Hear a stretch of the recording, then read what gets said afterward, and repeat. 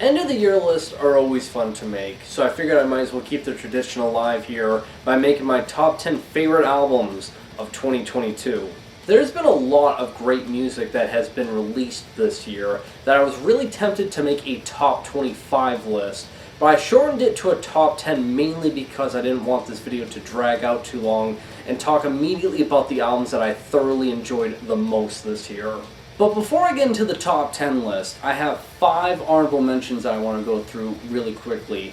First one up is J.K. Flesh, New Religions, Old Rules. This is one of the many projects done by Justin Broderick, as it's a mixture of industrial and no-wave music. The beats and rhythm sections within it are super gritty, but have a lot of density to it, that I just overall had a lot of fun listening to this album. Next honorable mention is 40 Watt Sun, Perfect Light. Now, 40 Watt Sun is basically known for being the continuation to that of Warning, with their very emotional and depressive approach of doom metal. 40 Watt Sun takes that, but adds in more elements of acoustic rock and alternative rock. Yet, with this album, they've completely abandoned doom metal in favor of just a full-on acoustic rock album that's just gorgeous sounding. And I think what really helps that out is that Patrick Walker's singing just glides through all of this. His voice just perfectly fits within the melancholic approach to any genre within music, and it's fully showcased with this album. Third honorable mention goes to Florence and the Machine's Dance Fever. Florence is always known for having this very theatrical approach within art pop, and within this album she brings forth some of her best material in the past 5 years. Originally this was going to be my top 3 favorite albums of this year, but it's kind of fallen throughout the ranks. But still, make no mistake about it, it's still a stellar album, as her vocals have always been so recognizable and infectious that just makes this album anthemic throughout. I also included Triumvir Foul's Onslaught to Seraphim. This may be their last album that they ever do, but if so, they left with a bang. It's just cavernous and gritty death metal that they've done since they started. And while it's nothing unorthodox, I kind of knew what to expect with this album. For them to just have this reliability and meet my expectations, I feel like it's worthy enough to be included as an honorable mention. And the last honorable mention goes to The Chasm, The Scars of a Lost Reflective Shadow. If you want some of the best Mexican extreme metal, you need to know The Chasm. I know I brought them up numerous times before, but even with their newest material, they're still killing it with these ferocious riffs that have a lot of technicality and melodicism to them, but it's just smothered with this dense atmosphere that just only The Chasm can do. Seriously, I truly feel like these guys do not get the credit that they rightfully deserve, and this is one of the best death metal albums to come out this year. With that all out of the way, now I can get into the top 10 list itself. Starting it off at number 10 is going to be Candelabrum, Nocturnal Trance. From my understanding, this is a one-man black metal project from Portugal. It's the same individual who's also a part of Black Salice, and I always wrote off Candelabrum mainly because by its description, it's a raw black metal project that focuses primarily on using synthesizers. But after giving this album a listen, I was really surprised by just how good it is, as the black metal portions and the synthesizers are used to contrast each other and bring out the best of both. As I would say the synthesizers are used more as like a backdrop to fill in the gaps within the raw black metal portions. That way it doesn't sound so hollow, while the raw black metal portions make the synthesizers sound like there's a bit more edge and a cut to it that just works out really well, that I feel like anyone who enjoys raw black metal can find a lot of enjoyment with this album. Coming in at number 9 is going to be Orville Peck, Bronco. I was so hyped for this album when it was announced. I loved his previous album, which was Pony. The mixture of shoegaze and country music that a lot of people compared him to like Johnny Cash meets Slowdive. Yet with this album, I was a bit bummed to find out that he kind of abandoned the shoegaze aspect in favor of more of like this country ballad pop approach. And while that is a kind of a downer for me, what he really did improve about this album is his singing. It's improved dramatically. That's something that everyone points out, and it's impossible to ignore. His voice sounds a bit more robust within this album, and it really propels the ballads within this album all the more. Songs on here like Lafayette and City of Gold remind me of something like Dolly Parton. And yeah, if you're looking for more of like a country ballad album with just really phenomenal singing, this will definitely appeal to you. At number 8 is going to be Exhumed, To the Dead, an album that I honestly thought I wasn't going to enjoy at all. These guys have been around for 30 years. They have a plethora of releases within their discography, and this is their, 8th full-length album when you exclude the 2 re-recording albums that they've done. They've been around for just such a long time and have done so much that I really was convinced that the gas was empty for them with releasing anything above average. But that's just not the case with this album, because honestly, I just can't seemingly get sick of it. Again, it's their approach within Death Grind of having that very bloodthirsty, thrashy, riff-driven, that's just very violent sounding, but goddamn, it is so fun to listen to. That, for me personally, this is my favorite death metal album of the year, just mainly because I can't get sick of it. For number 7, I put Mama Leak, Diner Coffee. When it comes to Mama Leak and pinpointing exactly what they are with their genre tags, that's nearly impossible to do. They've experimented with so many different styles of music throughout their discography. But one thing I've noticed with the past handful of albums that they've done is that they've experimented more with styles of music such as dark jazz, noise rock, and some form of like experimental metal is the simplest way to put it.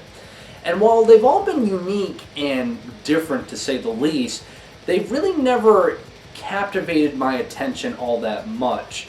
Yet with this album right here, they really outdid themselves. Everything just feels all the more captivating, and while it doesn't have hooks, or it's not really the most riff-heavy album, a lot of the textures and transitions that they do have this sense that it's very dreamlike, but it's dreamlike in the sense that it's also very nightmarish, and it makes for this very surreal approach within music. I don't even want to call this metal, but again, it's like this surreal approach within music that I would honestly say they're one of the most cutting-edge metal bands within the scene. At number 6 will be Current 93, If a City is Set Upon a Hill.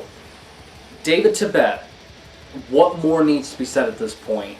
This man has done such incredible pieces of music throughout his life, and still to this day he manages to still make great music. And with this album right here by Current 93, it showcases that he hasn't lost a single ounce of his creativity. Everything that you would come to expect within Current 93 is present within this album, like, David singing, that he has more of like that narrative approach that has a sense of urgency attached with it, with how he does his pacing and overall lyrics. Then the folk instrumentation within this album has a bit more density to it that I would say has more of a chamber folk aspect with it, but again, the neo-folk approach that you're used to knowing with Current 93 is still present within it, and it still has that very lush and gorgeous instrumentation that's very infectious. And a lot of these hooks and melodies throughout the folk instruments, it never feels like it's repetitive. It never feels like it drags out or it's just like, a backdrop. It's really engaging stuff that I find myself always humming along to as the tracks progress throughout the album's runtime. And yeah, I've said it before and I'll say it again, it's a very gorgeous sounding album. And if you're a Current 93 fan, you'll enjoy it from start to finish. Reaching the top 5, coming 5th, will be Negative Plane, The Pact. Man, I've been anticipating this album for the longest time. They have a small discography, but everything they've done has just been stellar. I feel like that. For me personally, they are the best black metal band from the United States. They have like this mixture of both second wave black metal meets first wave black metal. You get the necro atmosphere and rawness of the second wave meets like the thrashy and like, you know, heavy aggressive approach of the first wave. They kind of like mesh the two together. But with this latest album right here, The Pact, they've sided more on the first wave aspect. That it reminds me of something like Master's Hammer, but it feels like it's a Master's Hammer album that was meant for this decade. Riffs on this album are thrashy and super aggressive, but it's not just all grit and bronze with it. When you pay attention to some of the compositions and guitar solos within it, it showcases that they put a lot of thought with it, and it really enhances it all the more, I feel like. That again, if you're a fan of first wave black metal, again, stuff like Bathory, Master's Hammer, and some of the guitar riffs you could find in stuff like Merciful Fate, then you're gonna love this album. Coming in at number 4 is going to be Ghostly Kisses' Heaven Wait. This is a dream pop project based out of Canada that I've been a fan of since day one, ever since I heard their debut release back in 2019. And with this latest full-length right here, this being their sophomore full-length album, they continue on that approach within dream pop that's just super ethereal, that I immediately get trance-induced with. And that mainly has to do because the vocals done by the woman within this project is some of the most elegant singing I've ever heard within music itself. It's just so distinct that no matter what song I'm listening to on this album, I just can't ignore her singing, and it's just so gorgeous sounding. And the only difference they've done from this album compared to the previous one is that the instrumentation is a bit more livened up. It's not as minimalistic.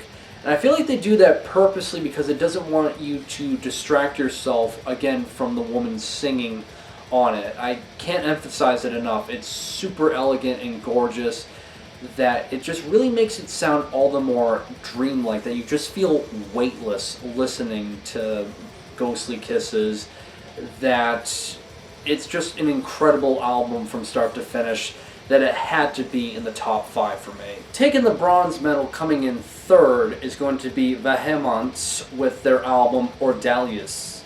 An album that I did an album review for, that it still holds up after everything I've said from it 9 months ago. They are considered to be an epic black metal band, and it's well deserved when you just hear the music being played throughout any album you check out from them. Everything just sounds so grand and triumphant.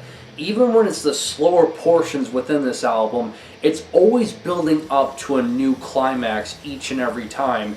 And these songs run for 6 to 10 minutes long, so it's just climax after climax after climax with this album, and they just can't do any wrong. I truly feel like whether it be the black metal portions or like this robust kind of like clean singing that they do scattered throughout the album, it just always has this climactic epic proportion with it. And with all the attention that they've gained steadily throughout the years, it's well deserved, and definitely believe any of the hype that people give this album. That for me, this is the best black metal album of 2022. As for my runner-up for the album of the year, coming in second will be Munley and the Lubricalians, Kinney of Lubricalia, Undelivered Legions. How I've always looked at it is Munley makes country music aimed at the gothic fan base. It's very dark and brooding sounding. That even just how he sings, it sounds very gothic influenced. And with this album, it just sounds like a very dark, twisted folktale is being narrated to you when you pay attention to the lyrics and just how the album's constructed. And I don't know, I just am so addicted to this album. Whether it be how Munley sings, to how he plays the banjo, the keyboards that add in ambience and hooks and melodies throughout it, Just the overall composition of every little aspect about it is just so addicting to listen to. If you just like really dark, catchy music, this album is just going to have a plethora of hooks for you to enjoy. And for me, as I stated, it's my runner-up for the album of the year. One of the best albums I've heard this year, point blank. And taking the #1 spot for my album of the year is going to be Cult of Youth with Open Arms. Wow is the first thing I said when I was done listening to this album for the first time. I was completely amazed by just every little second of this album that runs for 61 minutes long. As it's characterized, they labeled it as epic pagan punk is the name of the genre, and that fits it quite well, but it's a mixture of punk rock, psychedelic rock, and neo-folk. And they've always blended folk and punk music together ever since they started, and they haven't done anything in the past, 8 years? I think 2014 was the last time they released a full-length album. So clearly they've been putting a lot of time into this album and a lot of ideas, and they really outdid themselves. As everything previous from it has been good to great, this is easily their best album, hands fucking down. Everything about this album is just incredible. How the genres and styles just blend together so well that it makes it so lush, so energetic, so captivating. There's never a dull moment within this album, whether it be the parts where there's just straight up folk, or other parts where there's a bit more of an aggression and grit to it that showcases their punk side, to the very lush and psychedelic approaches that they do, where they experiment a little bit within it, to even some of the noise sections within this album that is scattered throughout it. Just everything has such ambition with it, and it's just so incredible. It just left me in awe throughout. I know I'm just giving it compliment after compliment, but I can't help it. It's easily, for me, album of the year. It blows away everything I've heard, and it was just a no-brainer for me to put this as my album of the year for 2022. Alright guys, that'll do it for my top 10 favorite albums of 2022. Really curious to know what were some of your favorites, so let me know down in the comments below.